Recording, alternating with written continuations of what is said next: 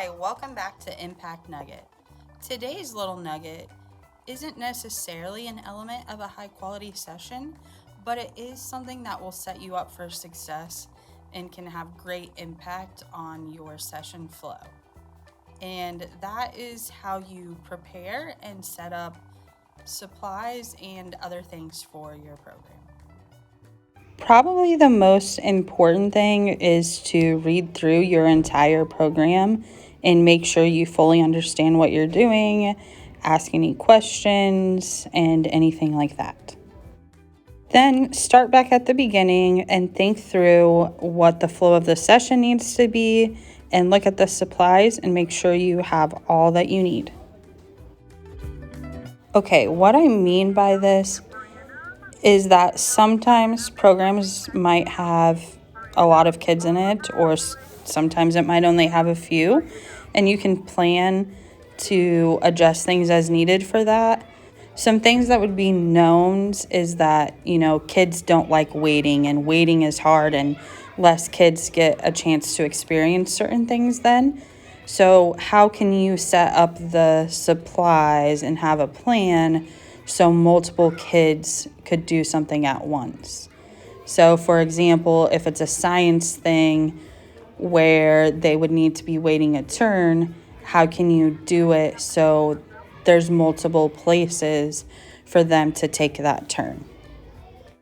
And then also consider things like, okay, we have this activity to do while we're waiting for something to cool or something like that, but we finish the activity. So be ready just to have some things in your back pocket, a game you could go to, some just different activities that you can have ready for situations like that. We have trays, baskets, and all sorts of things to have supplies ready to go by tables. So if I were setting up for a program, I would look at all the supplies, start getting them out of the closet, and then assemble them all together for each table. In this one, I'm assuming there would be about 6 kids per table. So I'm setting up 4 trays and baskets for 6 kids each for a total of 24 kids. So then I would just check and get supplies to add to the trays and the baskets. And then some things you'll find are already prepared for you, like the scissors are already in cups.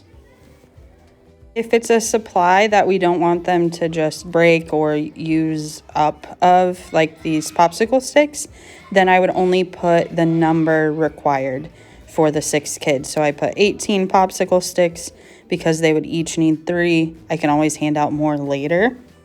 Double check that you have everything you need, and then when the time comes, it's ready just to move over to a table and let them start working and have all their supplies readily available. But what if your time is ticking away or you don't have that much prep time?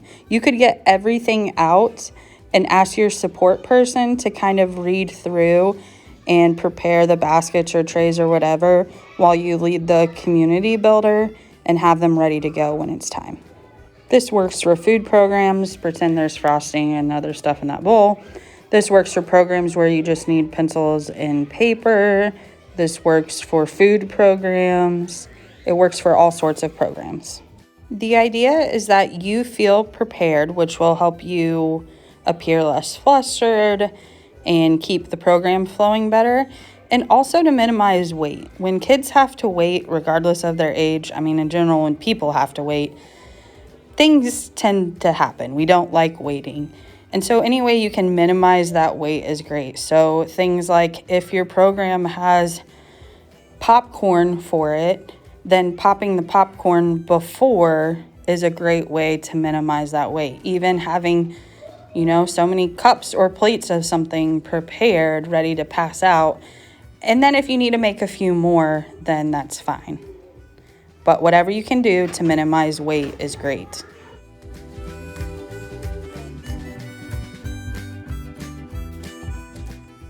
I was too short to reach what I wanted, so I decided to show you my problem solving.